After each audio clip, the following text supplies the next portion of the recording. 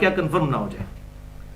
Third last حدیث 10ویں حدیث صحیح بخاری اور مسلم کی متفق علیہ حدیث ہے، اور مسلم کے الفاظ ہیں کہ اما عائشہ کہتی ہیں کہ حضور صلی اللہ علیہ وسلم کے بیماری کے دن تھے، آخری بیماری کے، اور حضور کی دو بیویاں ام حبیبہ اور ام سلمہ رضی اللہ تعالی عنہن وہ بیٹھی بھی آپس میں گفتگو کر رہی تھیں. بخاری اور مسلم دونوں میں حدیث ہے، بخاری میں 1341، مسلم میں 1180، کہ جب ہم حبشہ گئے تھے ہم نے وہاں پہ ماریا نام کا ایک گرجا دیکھا تھا جہاں پہ کچھ تصویریں لٹکی ہوئی تھیں. تو آپ صلی اللہ علیہ وسلم بیماری کی حالت میں تھے، اپنے بستر مرگ پہ. آپ نے جب بات سنی آپ نے ادھر ٹوک دیا. آپ صلی اللہ علیہ وسلم نے ارشاد فرمایا یہی تو ان لوگوں میں خرابی تھی، جب ان میں سے کوئی نیک آدمی مر جاتا تھا اس کی قبر پر مسجد بنا لیتے تھے، پھر وہاں پر اس کی تصویریں لٹکا دیتے تھے اور وہاں پر سجدے شروع کر دیتے تھے. قیامت والے دن یہ لوگ بدترین مخلوق بن کر اللہ کے حضور اٹھائے جائیں گے. یہ قبروں پر مسجدیں بنانے والے اور وہاں پر تصویریں لٹکانے والے اور وہاں پہ سجدہ کرنے والے. اب یہ نہ سمجھیے گا یہ اگلے لوگوں کی بات ہے، بخاری اور مسلم کی متفق علیہ حدیث ہے. یہ ساری حدیثیں ہمارے ریسرچ پیپر نمبر 1 رسول اللہ کی آخری وصیتیں صلی اللہ علیہ وسلم اس میں لکھی ہوئی ہیں. بخاری اور مسلم کی متفق علیہ حدیث ہے، تم بھی اگلے لوگوں کی پیروی شروع کر دو گے قدم با قدم، بالشت بر بالشت، حتیٰ کہ اگلے لوگوں میں سے کوئی شخص گوہ کے سوراخ میں داخل ہوا تم بھی وہی کام کرو گے. صحابہ کرام علیہ رضوان نے پوچھا یا رسول اللہ صلی اللہ علیہ وسلم یہ اگلے لوگوں سے مراد کیا یہود و نصارہ ہیں؟ آپ نے فرمایا اگر وہ مراد نہیں تو اور کون ہے؟ تو یہود و نصارہ یہی کام کیا کرتے تھے. وہ آگے حدیث آ بھی رہی ہے. آج کے دور کے بہت بڑے محقق بریلوی ڈاکٹر آصف اشرف جلالی صاحب کہتے ہیں جی یہاں جو حدیث ہے نا کہ تم اگلے لوگوں کی پیروی شروع کر دو گے، اس سے مراد ہے کہ تم یہود و نصارہ کا فیشن اڈاپٹ کرو گے. حالانکہ اسی حدیث کو جامعہ ترمذی میں پڑھ لیں جس پہ میں نے پورا لیکچر دیا ہے مسئلہ نمبر 8 کے نام سے، کیا کلمہ گو مسلم بھی شرک کر سکتا ہے؟ اس میں نے بتایا کہ یہ حدیث آپ نے کس موقع پر ارشاد فرمائی تھی. جامعہ ترمذی میں موجود ہے کہ غزوہ حنین کے موقع پر صحابہ کرام ایک جگہ سے گزرے جہاں پر ایک درخت تھا جسے کہا جاتا تھا ذات انوات. وہاں پر مشرکین برکت کے لیے اس درخت کے اوپر اپنا اسلحہ لٹکایا کرتے تھے، جس طرح یہاں بھی درباروں پہ وہ کپڑے کے وہ ٹکڑیاں اور یہ ٹاکیاں وغیرہ باندھ رہے ہوتے ہیں. تو مشرکین عرب جو ہے وہ درخت کے اوپر یہ کام کرتے تھے. تو صحابہ کرام علیہ رضوان میں سے کسی نے کہہ دیا یا رسول اللہ صلی اللہ علیہ وسلم آپ بھی ہمارے لیے کوئی درخت مقرر کر دیں، وہاں پر ہم برکت کے لیے اسلحہ لٹکا دیں. اللہ، آپ صلی اللہ علیہ وسلم نے کہا سبحان اللہ. یہ بالکل حیرانگی کا جملہ ہوتا تھا. سبحان اللہ کا مطلب ہے سبحان اللہ عما یشرکون، اللہ پاک ہے جو اس قسم کی تم گفتگو کر رہے ہو اس شرک سے. یہ محذوف ہے اس میں. اللہ پاک ہے کیسی بات کر دی. پھر آپ نے ساتھ ہی فرمایا سورہ الاعراف کی آیت نمبر 138 تلاوت فرمائی کہ آج تو تم نے وہی بات کر دی جو موسیٰ علیہ السلام کے ماننے والوں نے کہی تھی. کیا موسیٰ علیہ السلام ہمارے لیے بھی بچڑے کو ایک معبود مقرر کر دیں، ہم اس پر اعتکاف کر کے بیٹھیں؟ آج تم نے وہی بات کر دی. کون سی؟ شرکی عقیدہ. پھر آپ نے فرمایا اللہ کی قسم، اس ذات کی قسم جس کے قبضے قدرت میں میری جان ہے، تم بھی اگلے لوگوں کی پیروی شروع کر دو گے. یہاں پر آپ نے فرمایا تھا یہ کوئی فیشن کا ذکر نہیں ہو رہا تھا، عقیدوں کی خرابی کا ذکر ہو رہا تھا، مشرکانہ عقائد کا.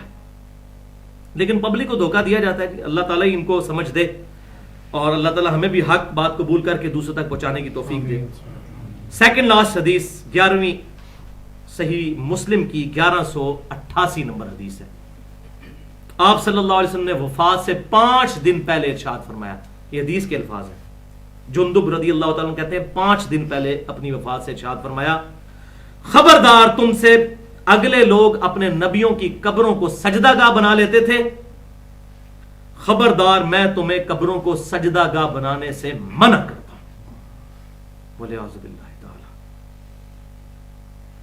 اور قبر مبارک سے متعلق آخری انتہائی رکت انگیز حدیث ہے بخاری اور مسلم دونوں میں. صحیح بخاری میں 1390 اور صحیح مسلم میں 1183 نمبر حدیث.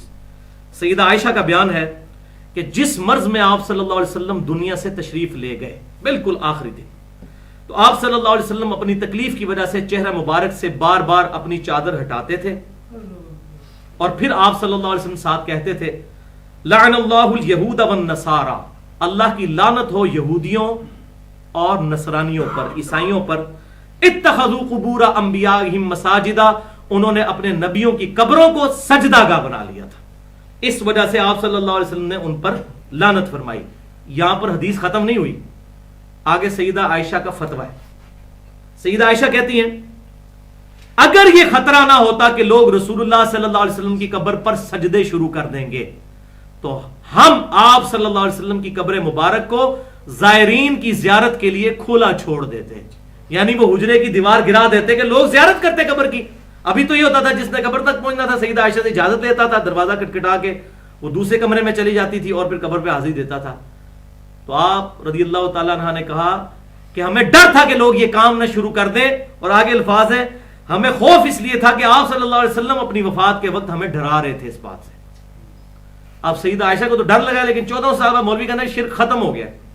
वो तो मैंने मसला नंबर 8 में बताया, भाई खत्म कोई नहीं हुआ, वो तो क़यामत तक के लिए। हां, एक ग्रोह से खत्म हुआ है, इसमें कोई शक नहीं कि ये उम्मत उम्मत तौहीद है। अगली उम्मतें तो सारी की सारी बिगड़ जाती थी, इस उम्मत में एक ग्रोह वाकई शिर्क से महफूज रहेगा। ये उस हदीस की इंटरप्रिटेशन है। अब ये मुझे बताइए, ये मामला है। और दूसरी तरफ सुनन दारमी से 93 नंबर रवायत पेश की जाती है कि मदीना शरीफ में कहत पड़ गया जी एक दफा। तो सईदा आयशा के पास लोग आए कि जी आप दुआ करें, तो उन्होंने कहा दुआ करने की क्या जरूरत है।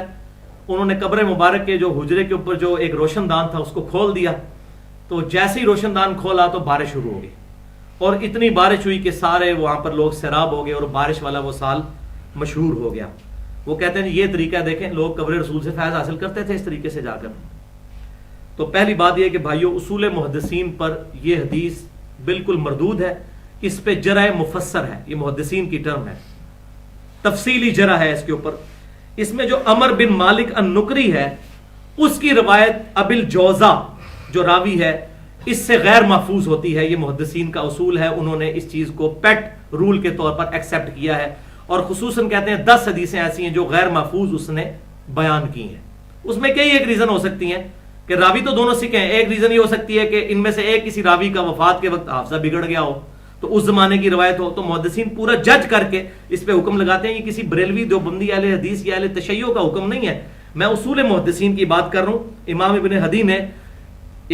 इब्न अदी ने पूरी जरा मुफस्सर इसके ऊपर की है, और इसके मुकाबले में वो हदीस है जो मैं पहले बयान कर चुका। बुखारी के अंदर सैयदना उमर को जब बारिश का मसला होता तो अब्बास इब्ने अब्दुल मुत्तलिब को लेकर आते, सही बुखारी इंटरनेशनल नंबर के मुताबिक 1010 नंबर हदीस, और कहते ऐ अल्लाह जब तक नबी सल्लल्लाहु अलैहि वसल्लम दुनिया में मौजूद थे हम उनको तेरी बारगाह में वसीला और तवस्सुल के तौर पर पेश करते थे, उनकी दुआ की बरकत से बारिश नाज़िल हो जाती थी। अब हम नबी सल्लल्लाहु अलैहि वसल्लम के चचा अब्बास इब्ने अब्दुल मुत्तलिब को लेकर आए हैं और उनकी दुआ की बरकत से बारिश हो जाती थी। बिल्कुल ये तरीका